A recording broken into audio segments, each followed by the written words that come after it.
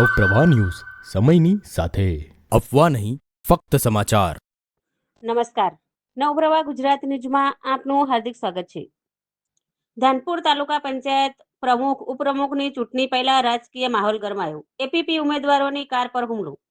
દાહોદ જિલ્લાના ધાનપુર તાલુકા પંચાયત ખાતે પ્રમુખ અને ઉપપ્રમુખની પદની ચૂંટણી પહેલા જ રાજકીય તણાવ ચરમસીમાએ પહોંચ્યો હતો।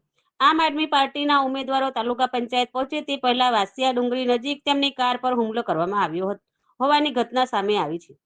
માહિતી મુજબ હુમલાખોરોએ રસ્તા વચ્ચે ગાડીઓ અટકાવી ઉમેદવારોને તાલુકા પંચાયત પહોંચતા રોકવાનો પ્રયાસ કર્યો હતો। હુમલાના કાચ તૂટી ગયા હતા। ઘટના સ્થળે અફરાતફરીનો માહોલ સર્જાયો હતો। ઘટનાની જાણ થતાં જ પોલીસ કાફલો સ્થળ પર દોડી આવ્યો હતો અને સમગ્ર મામલે તપાસ હાથ ધરવામાં આવી છે। ચૂંટણી પૂર્વે થયેલી આ ઘટનાને જિલ્લાના રાજકીય ગરમાવો વધુ તેજ કર્યો છે। ચૂંટણી દરમિયાન ભાજપ અને આમ આદમી પાર્ટી બંને વચ્ચે બાર સભ્યો હોવાથી પ્રમુખ અને ઉપપ્રમુખની પસંદગી માટે ચિઠ્ઠી ઉછાળવાની નોબત આવી હતી।